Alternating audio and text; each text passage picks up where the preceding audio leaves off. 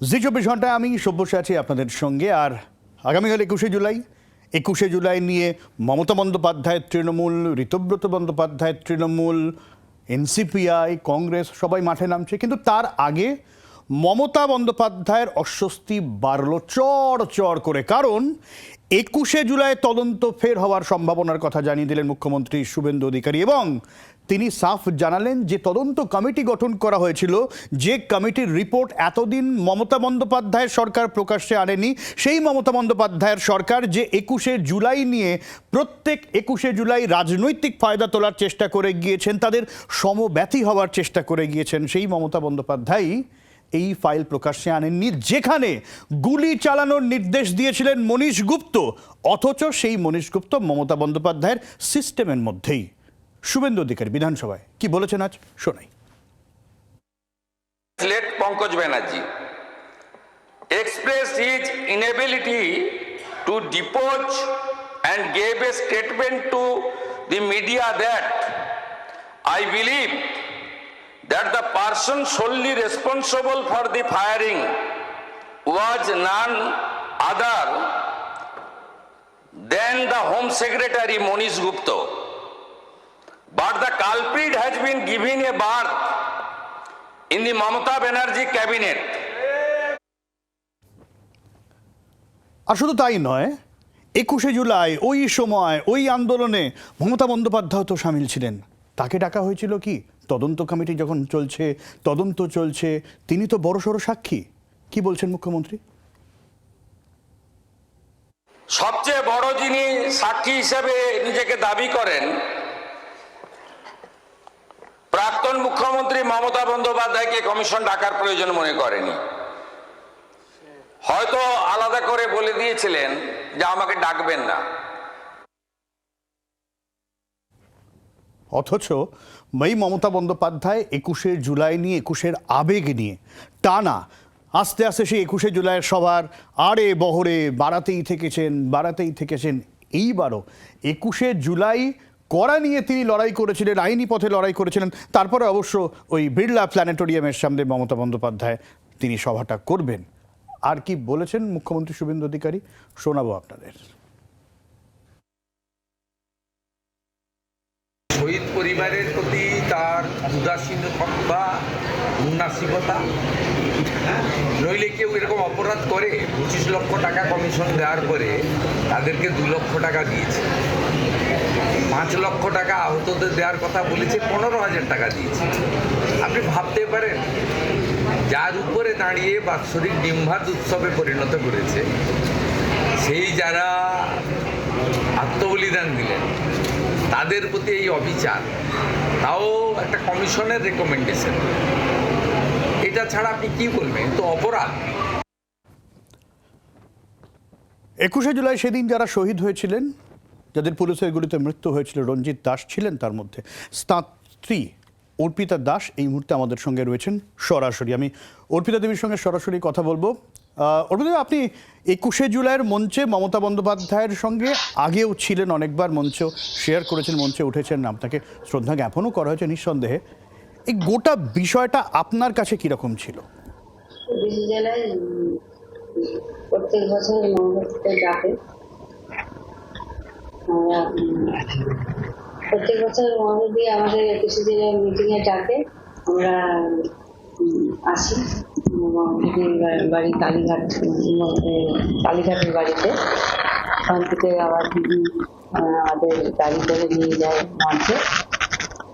মঞ্চে আমরা মিটিং শুনি, তারপর দিদি আমাদের কিছু উপহার দেয়, উপহার দিয়ে মিটিং। আচ্ছা, কোথাও গিয়ে একটু অডিওর সমস্যা হচ্ছে, আমি একটু দেখবো গোটা বিষয়টা। কারণ যেরকমভাবে মমতা বন্দ্যোপাধ্যায়কে অর্পিতা দাসও তিনি বলছিলেন যে প্রত্যেক বছর তো ডাকা হতো, তাদের জন্য আলাদা মঞ্চে বসার ব্যবস্থা করা হতো, এবং তারপর আস্তে আস্তে আমরা কি দেখলাম, 21শে জুলাইটা ক্রমশ ডিম ভাত উৎসব, চর্চা ওই ডিম ভাত নিয়ে। সেটা হতে পারে মমতা বন্দ্যোপাধ্যায়ের অভিযোগ করতে পারেন যে বিরোধী দলের ন্যারেটিভ, কিন্তু এই ন্যারেটিভটা তো সেট হয়েছে। 21শে জুলাই একটা উৎসবের আবহ তৈরি হয়েছে, আলো ঝলমলে তারকাদের নিয়ে একটা উৎসবের আবহ তৈরি হয়েছে, গান বাজনা সেলিব্রেশন, ক্রমশ শহীদ 21শে পরিবারের শহীদদের শ্রদ্ধা জ্ঞাপনের সেই গাম্ভীর্য থেকে 21শে জুলাই অন্যরকম একটা তৃণমূলের পলিটিক্যাল পাওয়ারের দেখনদারির মঞ্চ হয়ে গেল, তাই নয় কি? আমি এই বিষয়টা জানতে চাইবো। রাজনৈতিক বিশ্লেষক শুভময় মৈত্র রয়েছেন আমাদের সেনসময়বাবু। 21শে জুলাই যে উদ্দেশ্যে শুরু হয়েছিল, যে শহীদ পরিবারের প্রতি শ্রদ্ধা এবং সেই সময় বাম সরকারের ভূমিকা, সেখান থেকে তো আলটিমেটলি যেটা দাঁড়ালো যে তার পলিটিক্যাল ক্ষমতা কীরকম, তার দেখনদারি।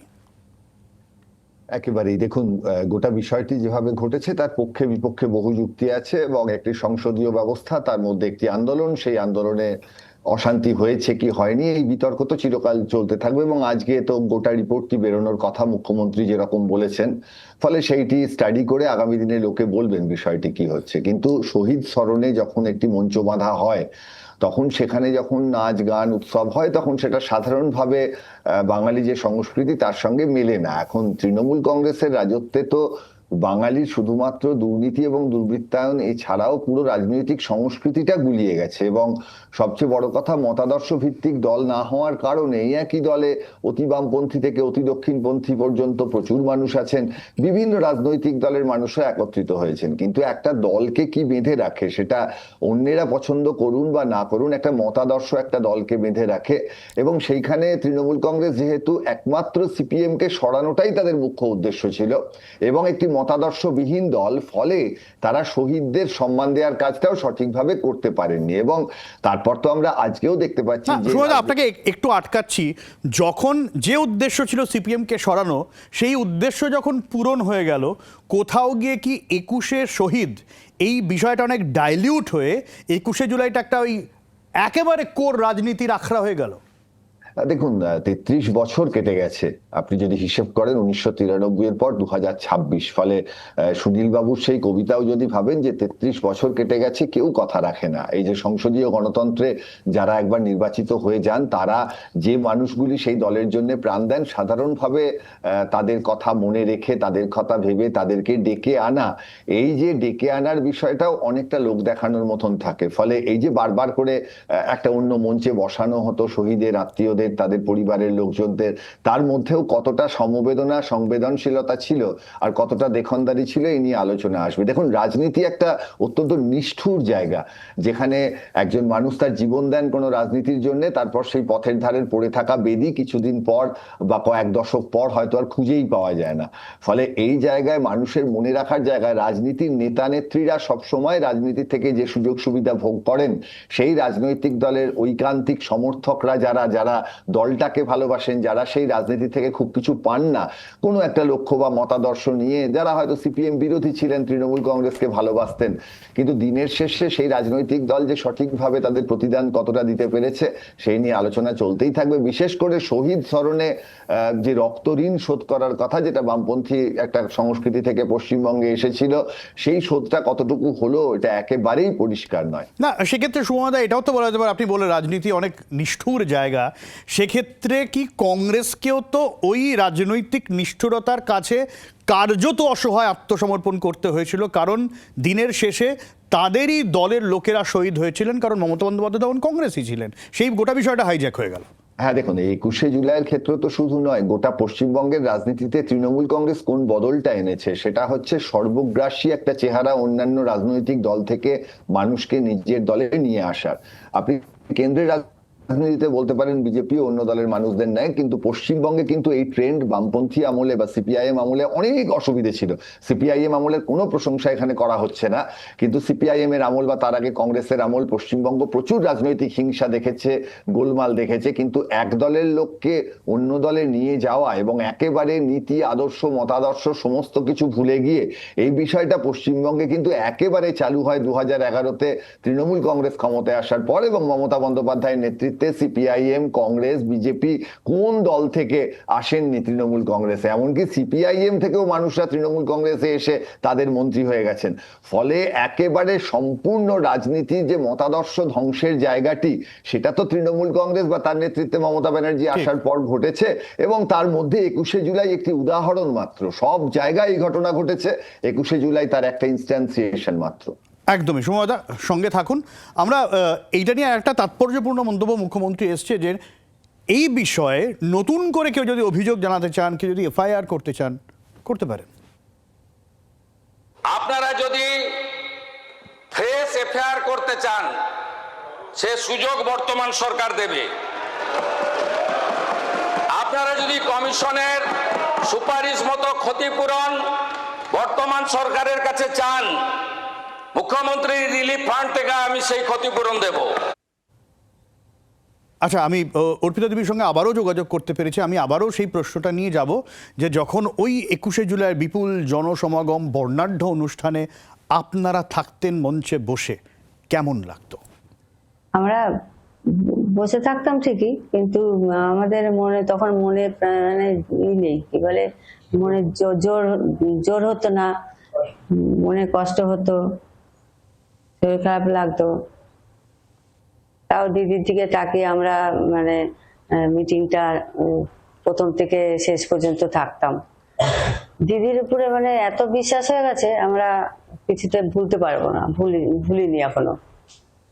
এখন ছেলেরা বড় হয়েছে, এখন ছেলেদের চিন্তা ছেলেদের দিকে। মানে আপনারা মমতা বন্দ্যোপাধ্যায় 21শে জুলাই নিয়ে যে বিষয়গুলো করতেন, আপনারা বলছেন আপনাদের খারাপ লাগতো, কিন্তু মমতা বন্দ্যোপাধ্যায়ের প্রতি ভালোবাসা থেকে আপনারা ওগুলো মেনে নিয়েছিলেন, তাই তো? ওনাকে আমরা বিশ্বাস করে এখন পুরো বিশ্বাস করে ফেলছি। এত বছর ধরে দেখেছে না আমাদের, 33 বছর। আপনারা ক্ষতিপূরণ কত টাকা পেয়েছিলেন? এখন আমরা তো পার্টি ফাটি করি না, আর অত দেখি না। আমি এই 1,65,00,000।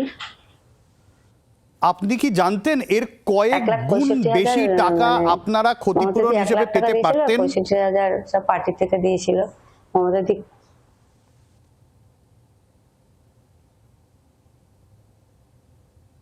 না, জানতাম না, এই তো এখন শুনছি।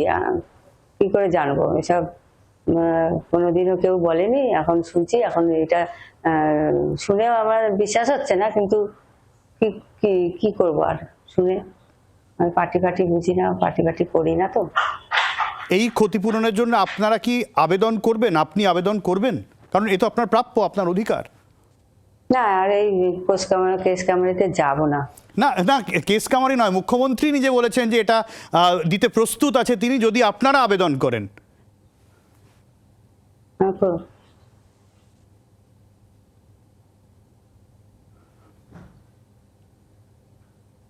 না, টাকা পয়সা যা দিয়েছে, আবার পরের টাকা এখন পাবো এত বছর পর। কি বলবো আর, কি দরকার? মুখ্যমন্ত্রী শুভেন্দু অধিকারী এটাও বলেছেন, যদি আপনাদের আর কোনো অভিযোগ থাকে, নতুন করে অভিযোগ থাকে, তাহলে আপনারা নতুন করে এফআইআর করতে পারেন। সেটা কি করবেন? এখনো আপনাদের কি মনে হয় যে এই ব্যক্তিগুলো এখনো শাস্তি পাননি? শাস্তি পেলে আর এখন কাকে শাস্তি দেবে? এত বছর পর আর কে আছে শাস্তি নেবে? আমরাই শুধু বেঁচে আছি। সেই সময় মনীশ গুপ্তর নির্দেশে গুলি চলেছিল। মনীশ গুপ্তকে আপনি আলাদা করে চিনতেন? মন্ত্রী তো ছিলেন।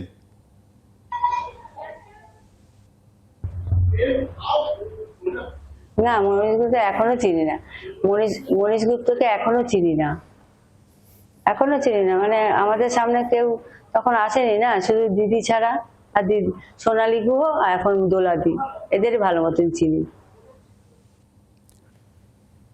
এই মনীশ গুপ্তকে যখন আপনি শুনলেন, আজকে মুখ্যমন্ত্রী বলছেন যে সেই সময় তার নির্দেশে, তিনি হোম সেক্রেটারি ছিলেন, তার নির্দেশে গুলি চালানো হয়েছে, তার বিরুদ্ধে তদন্ত হয়েছে, আপনারা কি নতুন করে এখন আবেদন করবেন যে যদি তাই হয়ে থাকে তাহলে তাকে কাঠগড়ায় দাঁড় করানো হোক?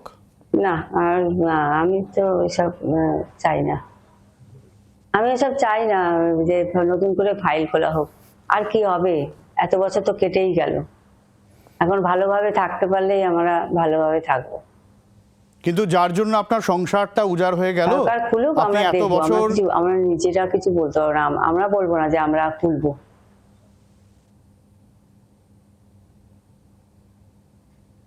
এত বছর তো সেই ছোট থেকে বড় হয়ে গেলাম, এখন বুড়ি হয়ে গেছি। আর এখন বুড়িকালে এখন কি কোনো কিছু দেখার শক্তি নেই, জানার শক্তি নেই। কাল এখন কি 56 বছর বয়স হয়ে গেল আমার।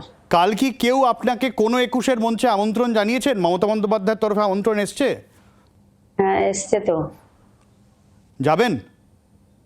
এসছে, সোনালী গুহ চিঠি দিয়ে গেছে, সরি দোলা সেন চিঠি আচ্ছা, দিয়ে হ্যাঁ। গেছে। যাবেন? হ্যাঁ যাবো তো, কালীঘাটে যাব। মানে আপনারা এখনো মমতা বন্দ্যোপাধ্যায়ের প্রতি আস্থা হ্যাঁ রাখছেন? কালীঘাটে দিদির বাড়ি যাব। আচ্ছা দিদির বাড়িটা চিনি, ওই জন্য দিদির বাড়িতে যাব। আচ্ছা।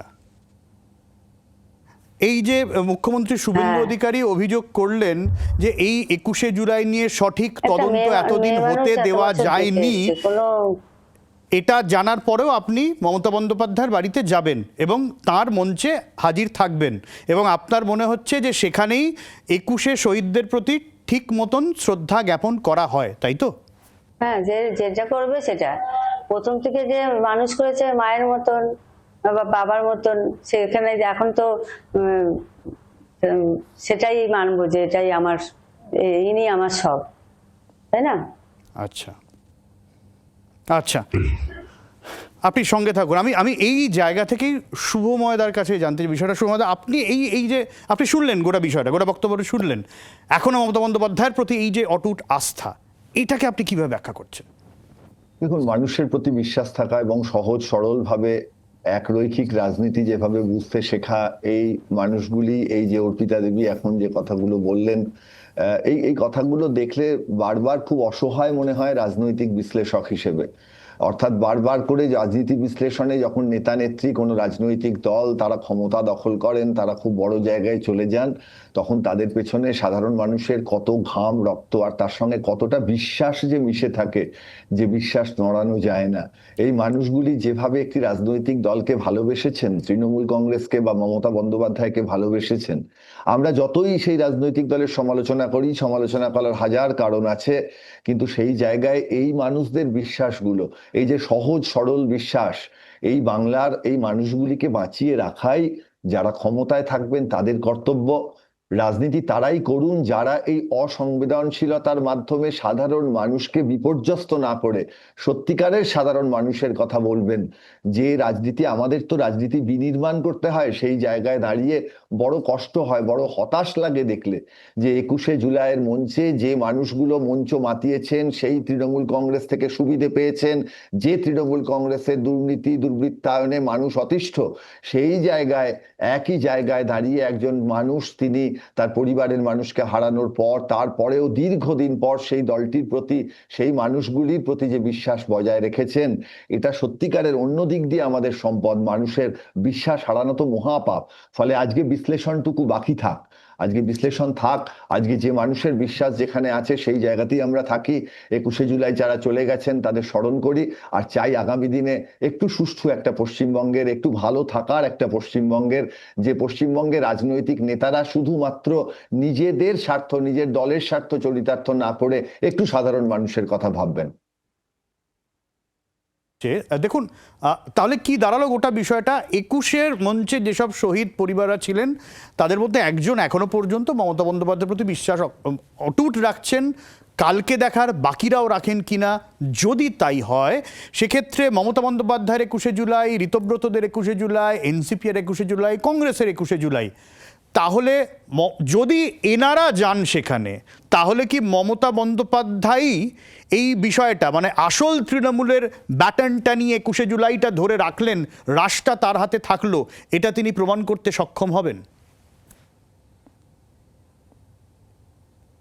আমাকে জিজ্ঞেস করছেন? হ্যাঁ হ্যাঁ হ্যাঁ, দেখুন, আবার বলছি, এই আলোচনাটা বারবার করে তো সেই রাজনীতির কথা আসছে। অর্থাৎ কালকের 21শে জুলাইয়ের অনুষ্ঠানে কার কাছে ক্ষমতা থাকলো, এরপরে নির্বাচন হলে কোন তৃণমূল কংগ্রেস জয়ী হবে, তারা কতটা ভোট পাবে, এই আলোচনার মধ্যে আমরা যাচ্ছি। আমি বলছি যে আমাদের মনে হয় এই আলোচনা 21শে জুলাইয়ের প্রাক্কালে দাঁড়িয়ে এক ব্যাপক অসংবেদনশীলতা আমাদের আলোচনার স্বার্থে করতে হচ্ছে।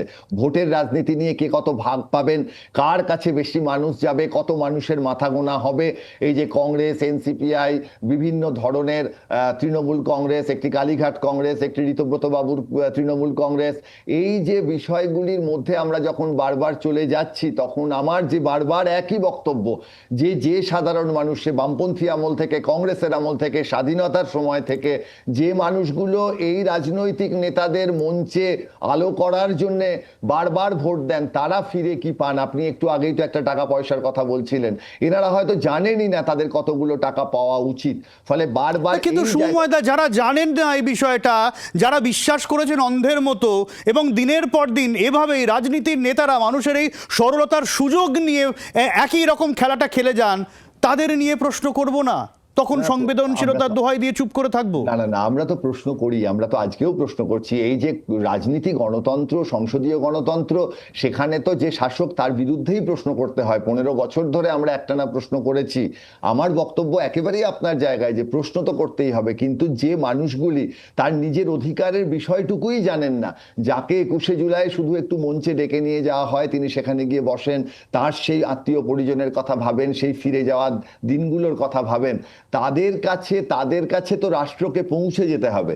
আজকে যদি শুভেন্দু বাবু, আমাদের মুখ্যমন্ত্রী, তিনি যে কথা বলেছেন, তিনি যদি মনে করেন যে এনাদের আরো কিছু পাওয়ার আছে, এনাদের আরো কিছু কথা পুলিশের কাছে বলার আছে, রাজনীতির যে ঘটনা এবং দুর্ঘটনা আগামী দিনের মানুষই তো সেই ইতিহাসকে বর্ণনা করেন। ফলে দেখা যাক না, একটা সঠিক সুস্থ রাজনীতির মাধ্যমে এই মানুষগুলি যদি তাদের অসহায়তা থেকে বেরিয়ে আসতে পারেন, সেটাই আমাদের আগামী দিনের 21শে জুলাইয়ের একমাত্র ভাবনা হোক। ঠিক, অনেক ধন্যবাদ সৌম্যদা আপনাকে। আমি অর্পিতা দেবীকে অনেক ধন্যবাদ জানাবো। নিঃসন্দেহে আপনার বিশ্বাসে, আপনার ভাবাবেগে তো আমরা আঘাত করতে পারি না, প্রশ্নের চুলচোরা পোস্টমর্টম করতে পারি না। যে বিশ্বাস, সেই বিশ্বাস আপনার নিশ্চয়ই অটুট থাকুক।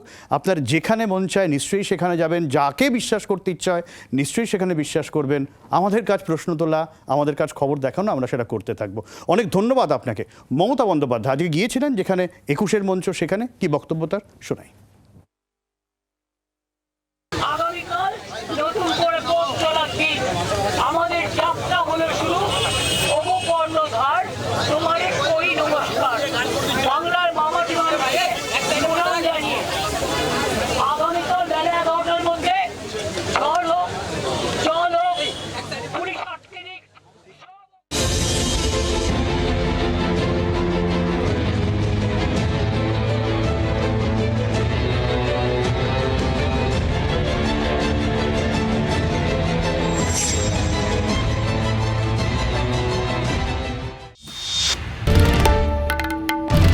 বাংলার আওয়াজ, বাঙালির আবেগ, জি 24 ঘন্টা।